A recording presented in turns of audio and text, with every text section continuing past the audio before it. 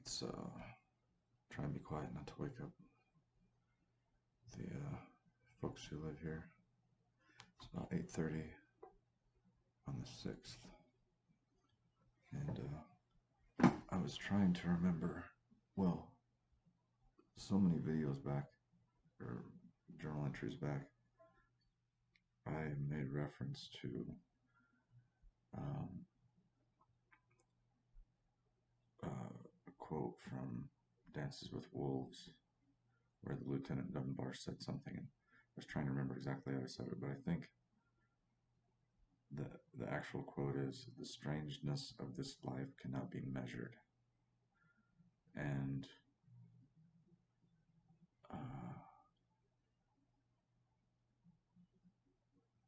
well, let me first catch it up. So yesterday we left. My eyes are so fucking tired. Maybe tonight, tomorrow night, get caught up a little bit.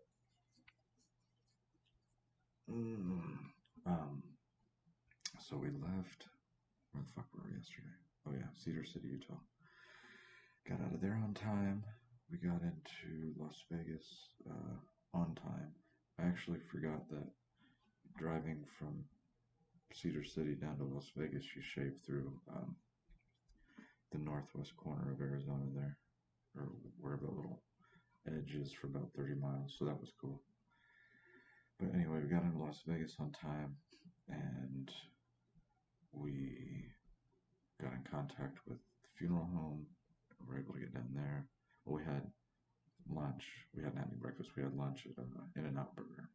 So that was new for all, or that was new for Angie. No, I'm sorry. The girls. Caleb's had In-N-Out before, and Angie, I took her last time. So that was cool.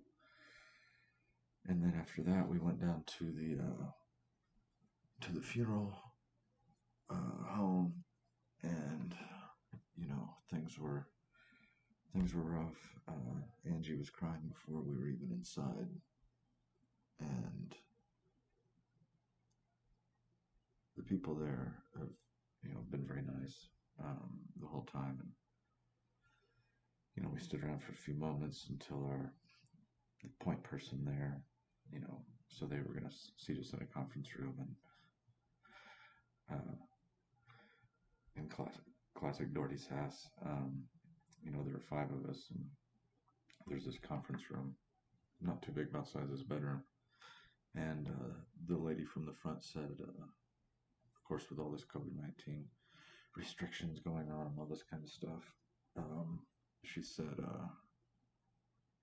she was kind of like hesitant because, she's just doing what she's supposed to, kind of thing. And she was like, well, I think we can let as many as 3 people in here, and we just all 5 just walked right in and sat down, and no one said shit about it. And then after we were all sitting down, they brought in well, not urns, but tubes in this case, scatter tubes. So there's like the one big one, maybe this big and that big around, and there's another one that's like about the size of a beer can, actually.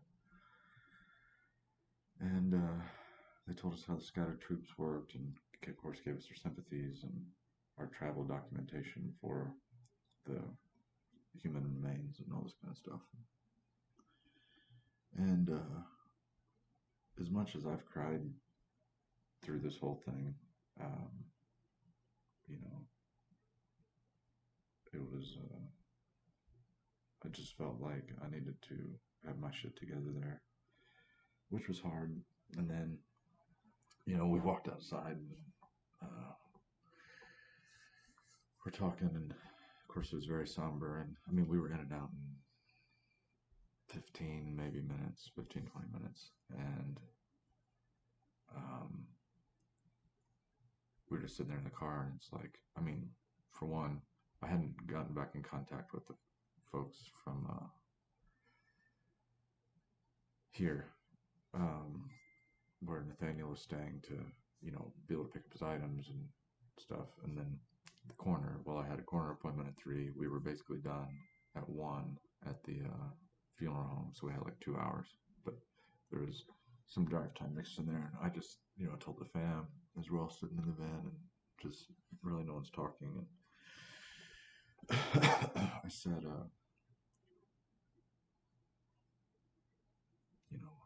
I was like, I'm sorry, this is a hard moment. I don't know really what to do next exactly.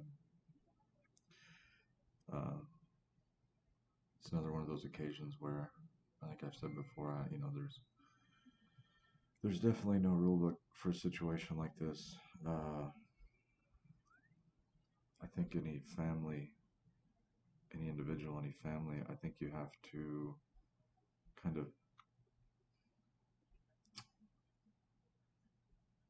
like machete your way through this um, jungle of emotions and circumstances and things that need to be done and things that could be done, things and all this.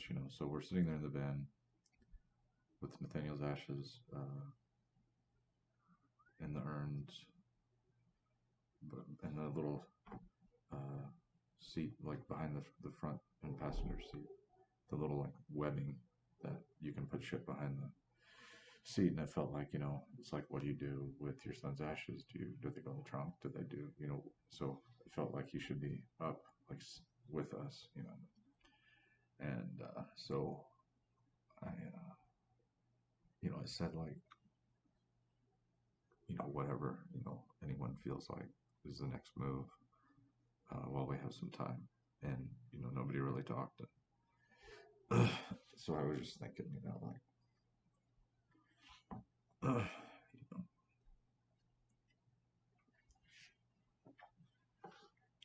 what do you do,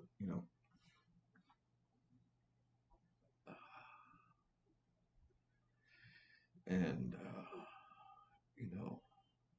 what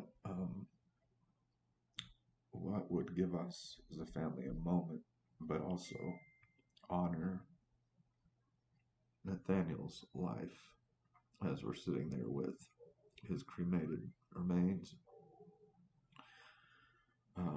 amongst us for the first time after exactly 1 month after the day that we were notified on the 5th. And it just popped into my head. It was like, we should go for ice cream. And that probably sounds ridiculous. But Nathaniel's motto, his credo was live life. And we were alive and we were breathing. And I was thinking, what would Nathaniel want us to do? Well, he would want us to remind ourselves that we're alive, that we're still alive and kicking, and we're together.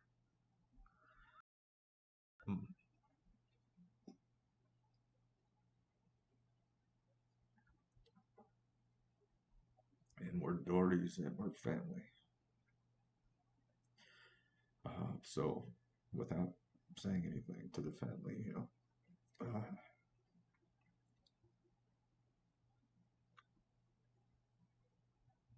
there's sometimes when you have to take the lead, and you have to figure shit out.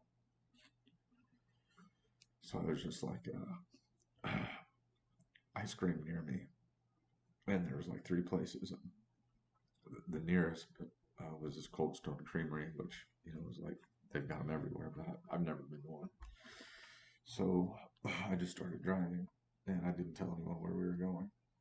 And I just pulled up in front, and I just said, I feel like this is what we should do. And I just took everyone's order, and most of them were still crying, and Charity went in with me. And very thankfully, there was nobody else in there, no other customers. There's just one help person whose name was Maureen, and she was super nice and just great personality. And I just told her, I just said, this is an extremely important order. It's like one of those moments where you you want everything to go smoothly. You don't want any hiccups. You don't want any problems. You just want the other person to do like what their thing is to do, their job, the thing that they're doing. And not only did she do that, but I think I said something like, I was just like, this is an extremely important order or something like that, and she made it, and was just very attentive, very sweet, great personality, and we were out of there, in 5-10 minutes. Me and Charity carrying the stuff, and I gave her a $20 tip, and didn't explain the situation or anything to her, but I was just grateful uh, that another human being who is a perfect stranger you know did their thing, you know like she makes ice cream, right, and all that kind of stuff, and she just did it really well at a time when you know you're just you just need shit to work, you know everything to hit on all cylinders for one fucking moment. So we just went out, we sat there. you know we had our ice cream, and I said a few words. Nobody else really talked much. uh, and I ate, every bit of the ice cream and waffle thing. And then uh, we got a hold of the folks from the rental where Nathanael was staying. And then, so getting back to the strangeness of life not being able to be measured. So Nathanael died a month ago. And then he was here for, I don't remember exactly, 3 weeks and a half or something like that. And when he was here, in this room, by the way, um, he's sent us, like, whenever he stays at a new place, he'll FaceTime us and send us a little video. He's spinning around in a circle. Oh, this is this and this. He'd be excited about. He'd tell you like the most basic shit, like, oh, look at this lamp over here. Not even being funny. He was just like, oh, look at this. Uh, you know.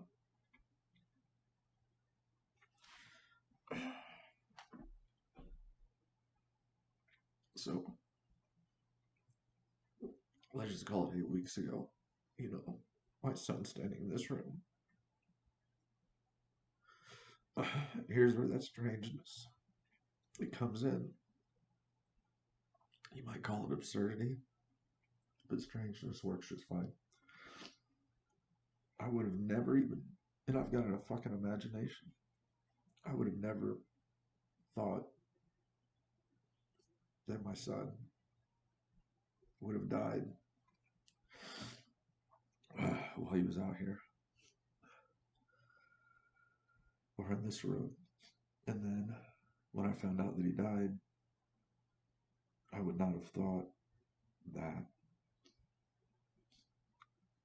like, in picking up his effects and things, like, we would end up, like, I would have figured that his small personal effects the coroner had, which we picked up yesterday, and then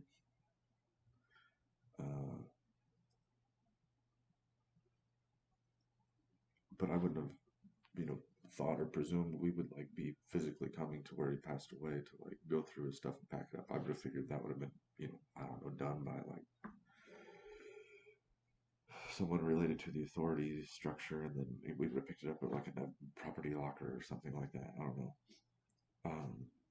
Then beyond that, I wouldn't have presumed that when we did get in contact with the fella from here, that he would have said, oh, sure, not only can you, which he had to let us pick it up, but not only that, but they offered for us to stay here. I thought we were going to get to Las Vegas, get a hotel, come over here at some point, maybe spend an hour or two here, like, packing up everything, going through everything. But 2 days ago, I think it was, I found, he said we'd be more than happy for you guys to stay in the guest room. And then I wouldn't have thought that. I wouldn't have seen that coming. And then I wouldn't have thought, number one, that we'd get on so well with the guys. And also, I told him, I said, that I think that there would be, I think that it would be very healthy and good closure. I don't know if closure is even the fucking word. Uh, for us to get to be where he was the last weeks of his life. But even beyond that, I wouldn't have thought staying here, like the guest room's small, and they said, well, you're more than welcome to stay, in Nathaniel's room. So Caleb and I spread out sleeping bags, and we slept on the floor in this room.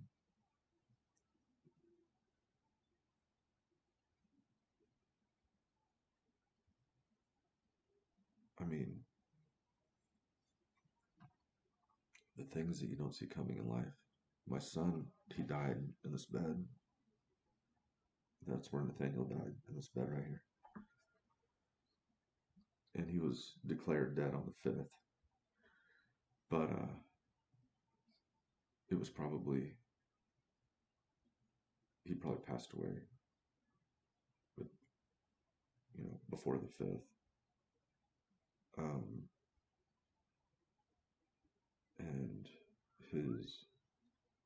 this Las Vegas was where he came for this adventure before he went to the Grand Canyon to work his second time there. And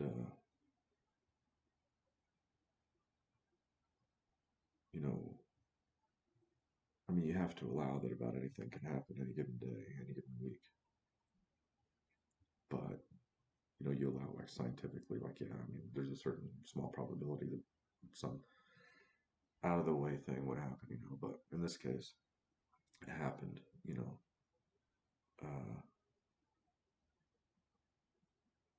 and Nathaniel died in this room, and then the strangeness of him dying, and then of us coming out here, this long road trip, and coming out here to receive his ashes, and then coming to the place where he died, to go through his things and pack them up and bring them back home, and then staying in this house, and then sleeping in this room.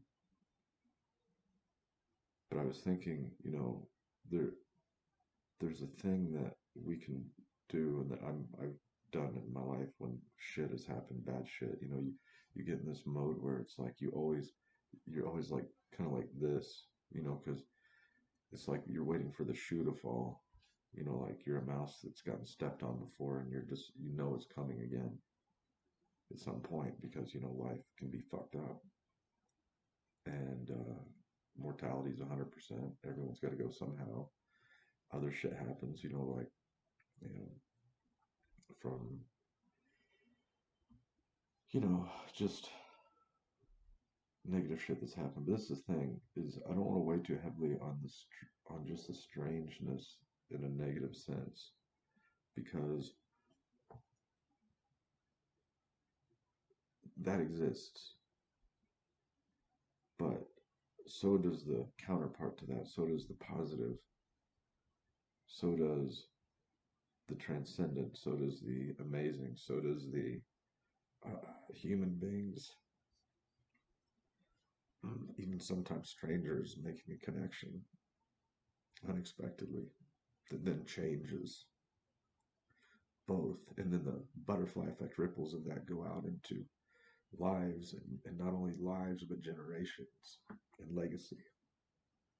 So the strangeness, this is like a waltz through life. There's a yin and a yang to it, and it's a very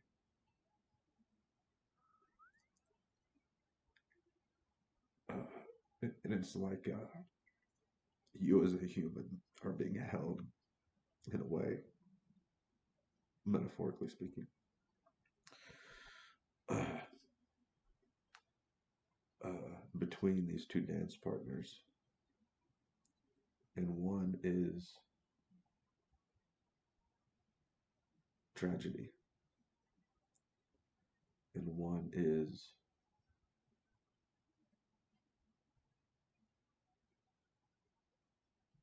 amazement.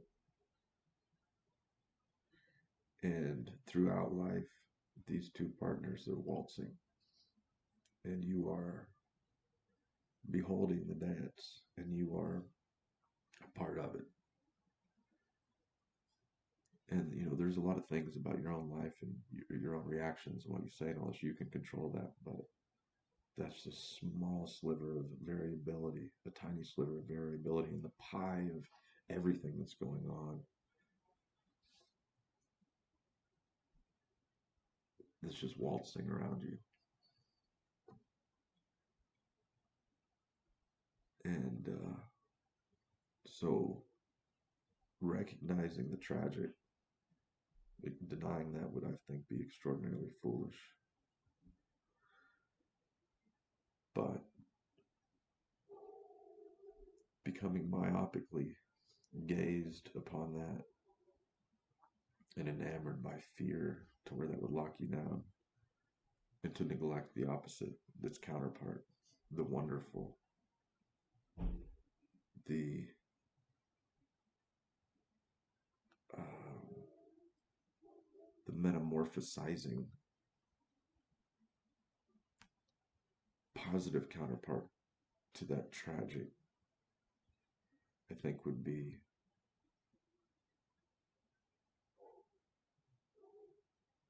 uh,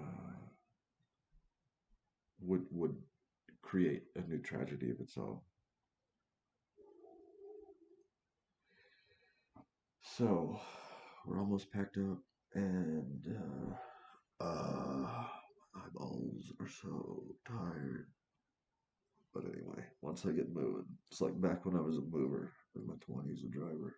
Once I get moving, so we're gonna drive south to Needles, California. We've wanted to be intentional. Like there's some places we don't have to go. They're not exactly on the way, but they're not that far out of the way, like Cheyenne, Wyoming. Well, the two girls have never been to California. Well, we're gonna shave through Needles, California on the way to Williams and Flagstaff today.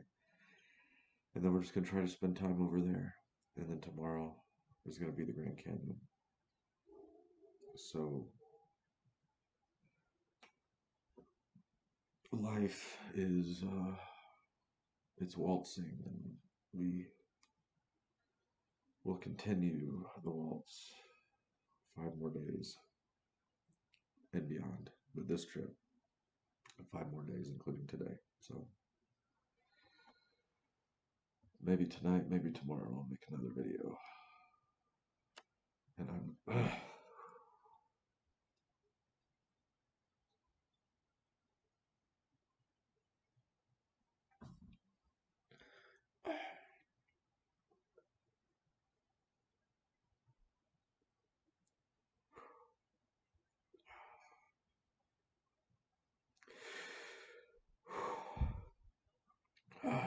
just like, I was thinking, I got to hold my son when he was born, Nathaniel, and witness him take first breath, and smell that cry. And I wasn't here for his last breath, but I'm in the room. It was right over there. But that Tom Waits song, take one last look.